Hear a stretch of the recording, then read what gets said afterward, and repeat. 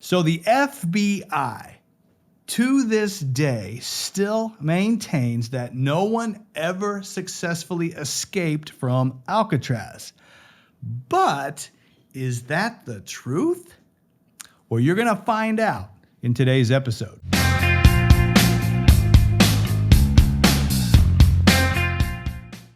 I'm Joshua Roberts, attorney at law, and you are watching Lawyer Up. In today's episode, we're going to look at one of the most famous prison escapes of all time, the 1962 escape from Alcatraz. We're going to look at the 4 men who planned it. We're going to look at the 3 men who escaped. We're going to look at the law enforcement efforts to locate these men. We're going to look at the evidence that's been collected since that time and make a determination as to whether it supports whether these men drowned or whether they made it out alive. Then we're going to look at the TV news magazines like Unsolved Mysteries and Mythbusters who have investigated this particular escape, and we're going to see what they have to say about the situation. Now remember to like, comment, subscribe, and share. And note that the Lawyer Up episodes are available on all major podcast outlets. All right, so we are talking about one of the most popular prison escapes of all time, the 1962 escape from Alcatraz. It's been the subject of books. It's been the subject of a movie with Clint Eastwood starring. There have been numerous TV shows about it, and it is a classic. So let's set the stage. The Alcatraz Federal Penitentiary, often referred to as The Rock, was a maximum security federal prison on Alcatraz Island, 1.25 miles off of the coast of San Francisco, California. Originally the site of a military fort and prison used by the United States Army, the U.S. Department of Justice acquired the island and it became a civilian prison in August of 1934 after the buildings were modernized and security was vastly increased. Now, the prison was designed for the worst federal inmates and those that were particularly good at escaping other federal institutions. So given the high levels of security, along with the island's location in the cold waters and the strong currents of San Francisco Bay, prison operators billed Alcatraz as America's strongest escape-proof prison. Now, if you're interested in the history of the island, the jailhouse and the other buildings that are on the island, a day in the life of an inmate, and stories about notable prisoners, I have a separate video on this channel that's called The History of Alcatraz. So go check it out. We talk more about Alcatraz in general in that video. This video is dedicated to the escape attempt of 1962. So let's look at the Alcatraz escape attempts in general to start. So the penitentiary, as I said, still officially claims that during its 29 years of operation, no prisoner ever successfully escaped. There were a total of 36 prisoners who made 14 escape attempts. 2 men tried twice, 23 were caught, 6 were shot and killed during their escape attempt, 2 drowned, and 5 are listed as missing and presumed drowned. And we're going to be talking about 3 of those missing men today. So let's start with the cast of characters. We had Frank Morris, we had the brothers John and Clarence Anglin, and we had Alan West. So let's start with Frank Morris. He is the guy on the left in the pic. He was born in 1926 in Washington, D.C. He was orphaned at age 11 and spent the rest of his years until adulthood in foster homes. When he got out, he basically just resorted to a life of crime. He finally got caught robbing a bank in Louisiana, and he received a 10-year sentence. He escaped from that prison and was recaptured a year later while committing another burglary. And ultimately, he was sent to Alcatraz on January 20th of 1960.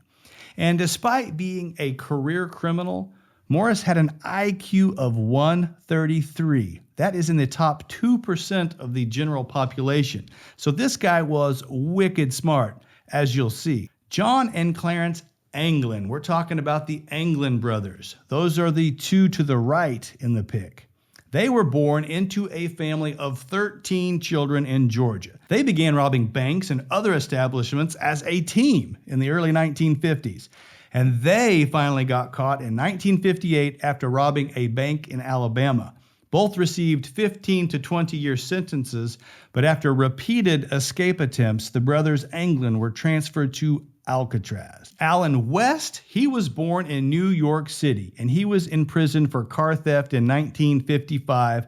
First, he was in Atlanta, then he was moved to Florida. After an unsuccessful escape attempt from the Florida facility, he was transferred to Alcatraz in 1957. Now, interestingly, as the stars align, they all came from different parts of the country, but they knew each other from having served time together in Atlanta. And as luck would have it, the four men were assigned to adjacent cells in the B block of the jailhouse on Alcatraz, and that was in December of 1961. And because they already knew each other and they already trusted each other, they could immediately begin formulating one of the most ingenious escape plans ever. So let's talk about the cell. So an average cell in Alcatraz was 9 by 5 by 7 feet high. They had a bed, a blanket, desk, sink, and a toilet, and not a lot else other than a little air vent measuring 6 inches by 9 inches, covered by a metal grill that lay at the back of the cell, and which led to a 3-foot wide utility corridor that will become important here in a minute. So step one of the escape plan was for the prisoners to chisel away at the concrete around their cell air vent leading to this corridor. They used saw blades that were stolen from work areas. They used metal spoons that they had smuggled in from the mess hall, and they had improvised an electric drill from a stolen vacuum cleaner motor. The men concealed their progress on these vents with fake walls that they made out of painted cardboard, which in the dark recesses of the cells fooled the guards. And the noise that was created by the drill was masked by instruments that prisoners were allowed to check out and play in their cells at night during the hour of music that they had. Specifically, Frank Morris played the accordion night after night as his cohorts chiseled away. So once these holes were wide enough to pass through, the four would sneak out of their cells at night into the utility corridor behind their cells, and then they would climb up to a vacant area on top of the cell block where they set up a little workshop unbeknownst to the prison staff. Here they hid supplies that they were gathering, including over 50 raincoats that they stole, and they fabricated the items that they would need for the escape. In their beds, they rolled up towels and they placed them under the blankets to mimic their bodies, and they placed papier-mâché dummy heads. These were made from a mixture of soap and toothpaste and concrete dust and toilet paper, if you can believe that. They put these papier-mâché heads on their pillows. Now, they gave them a realistic appearance with paint from the maintenance shop and real human hair that they stole from the barbershop floor and glued onto these dummy heads. I mean, these were really good-looking dummy heads. So over several weeks, they made a 6 by 14-foot inflatable rubber raft from these stolen raincoats, which they would cut and they would carefully sew together, and then they melted plastic over the seams from heat from steam pipes in the corridor, and that would seal the seams and make them airtight. They made life preservers from a design they found in a popular mechanics magazine. They made paddles from scrap wood and screws that they had collected from the shop. They even stole the bellows, which is the part of the accordion that compresses the air. They stole that from the accordion that Morris had played. They also planned out their escape route. The path led them through a ventilation shaft. Problem was, there was a great big ventilation fan with a protective grill in the way. So over several weeks, they were able to use electrical wire to wrap around and pop out the grill rivets and ultimately gain access to the fan's motor, which they dismantled and removed. So with the pathway clear, the raft and the paddles ready, the only thing left to do was escaped. So on the night of June 11th, 1962, with all of the preparations in place, it was go time, and the men began their escape. So they set up their bunks as usual, towels under the blankets, dummy heads on the pillows, and their faux wall of painted cardboard concealing the vent hole. Now, the problem was that West had rebuilt his wall a little bit the day before, and on the most important night, he could not squeeze through the vent. So they had to leave him behind. Now, West would go on to cooperate fully with the investigators and give them a detailed description about the escape plan, which is really the only reason why we know as much as we do about how it happened. Once in the service corridor behind the cells, Morris and the Anglin brothers, they climbed the ventilation shaft, went through the fan that they had taken out, and they were up on the roof. Hauling their gear with them, they then descended 50 feet to the ground by sliding down a kitchen vent pipe. They then climbed two 12-foot barbed wire perimeter fences, and having spent several nights watching the island from the rooftop, Frank Morris had mapped out a blind spot in the network of prison searchlights by the power plant near the northeast shoreline. So that's exactly where they headed. So once they were there, they inflated the raft with the bellows from the accordion, which is just genius. And sometime after 10 p.m., they boarded the raft, launched it, and departed towards their objective, which we now know wasn't the closer shoreline of San Francisco to the south, but it was to Angel Island, 2 miles to the north. So the escape was not discovered until the next morning due to the successful dummy head ruse. And it was thought that the men had at least an 8-hour head start on law enforcement. When notified of the escape, Warden Allen Blackwell, who was on vacation at the time, he said he wasn't concerned as he did not believe the men could have survived the waters and made it to shore. Regardless, in a joint effort, multiple military and law enforcement agencies conducted an extensive air, sea, and land search over the next 10 days. Now, the search initially focused on the area between Alcatraz and San Francisco, but it expanded in short order. Now, one search boat picked up a deflated life jacket made from the raincoat material just 50 yards off of Alcatraz Island. Another boat found a wallet that was believed to belong to one of the Anglin brothers. Another found shreds of material believed to be remnants of the raft, and that was on a beach near the Golden Gate Bridge almost 3 miles away.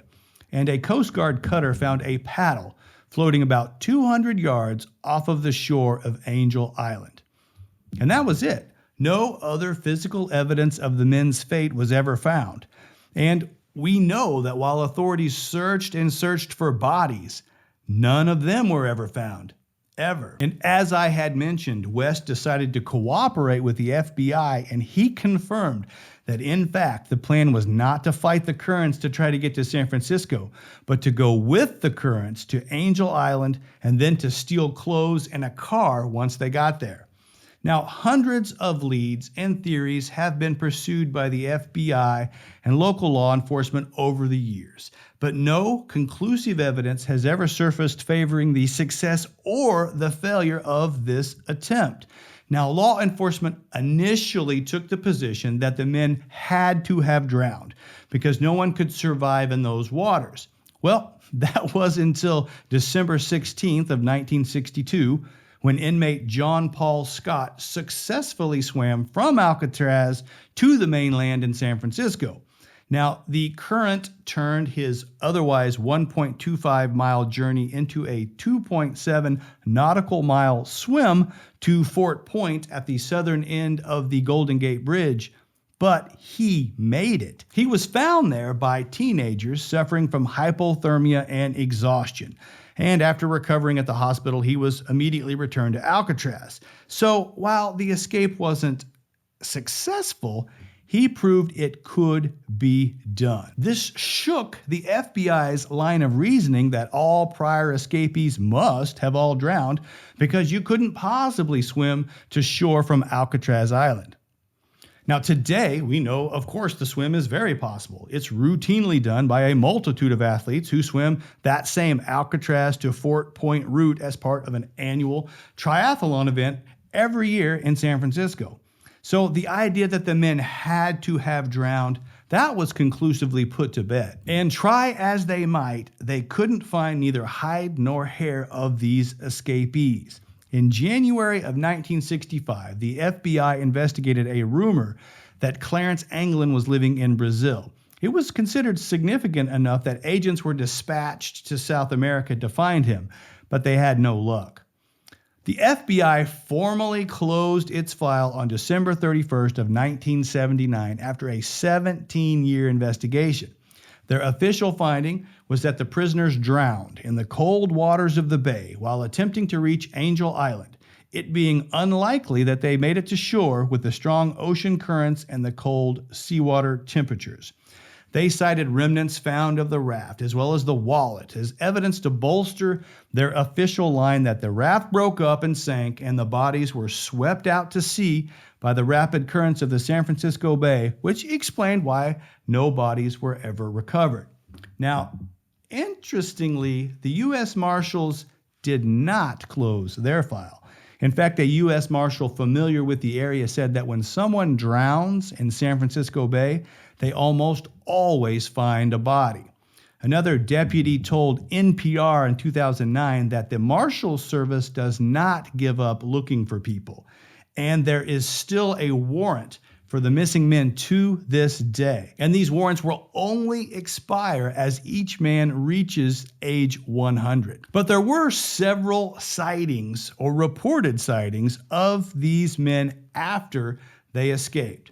Family members of the Anglin brothers reported receiving postcards and messages from them over the years. The mother of the Anglin brothers received flowers anonymously every Mother's Day until her death in 1973. And at the funeral, it was reported that two very tall, unusual women in heavy makeup had attended briefly before departing. And when their father died in 1989, again, two strangers in beards showed up at the funeral home. The quote was, "They stood in front of the casket looking at the body, wept, and then they walked out." In the early 2000s, the U.S. Marshals received a second tip that one of the Anglin brothers was in Brazil. The U.S. Marshals went down to Brazil again, but never located him. And there have been plenty of other wild accusations since then, from Alcatraz inmates that said they also helped in the escape, to individuals who said they actually picked the men up by boat in the bay, to one guy that said he met up with the men in Seattle and murdered them. Odd. Again, none of these statements have been verifiable as true. So then the news magazines and the real crime TV shows, they got involved.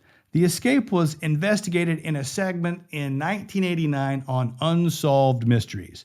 So two theories were tested, one by having an athlete swim from Alcatraz to the mainland, and another by having kayakers paddle the same route in a replica raft. While the rafters failed due to the raft being unseaworthy, the swimmers succeeded in making it to shore. In 2003, a Mythbusters episode tested the feasibility of an escape from the island aboard a raft constructed with the same materials and tools available to the inmates, and they determined it was possible. Regardless of all that, remember that the FBI was done with this file and had been for about 30 years when some nosy investigative reporters started poking around and bringing up some pretty compelling evidence that suggested that these men got out alive. So all of the paper files were re-examined in detail in a 2011 documentary on the National Geographic Channel entitled Vanished from Alcatraz. And they discovered that contrary to the official FBI reports of the escapees' raft never having been recovered and no car thefts reported, an intact raft was discovered on Angel Island on June 12th of 1962, which is the day after the escape. It was also reported that multiple sets of footprints were seen leading away from the raft. Furthermore, it was reported that a car A 1955 blue Chevrolet with California license plates KPB076 had been reported stolen on Angel Island the same day. Now, when confronted with that information, the FBI said, well, this is new information. But reporters responded that this information isn't new at all. Not only was it available in local police reports, but several newspapers such as the Humboldt Times and the San Francisco Examiner had actually publicly reported the theft of that car in the newspapers. Now, the insinuation in the documentary was that FBI officials knew of the evidence suggesting that the trio had survived and that a cover-up had taken place, saying that the men drowned basically to save Alcatraz's reputation as an escape-proof prison.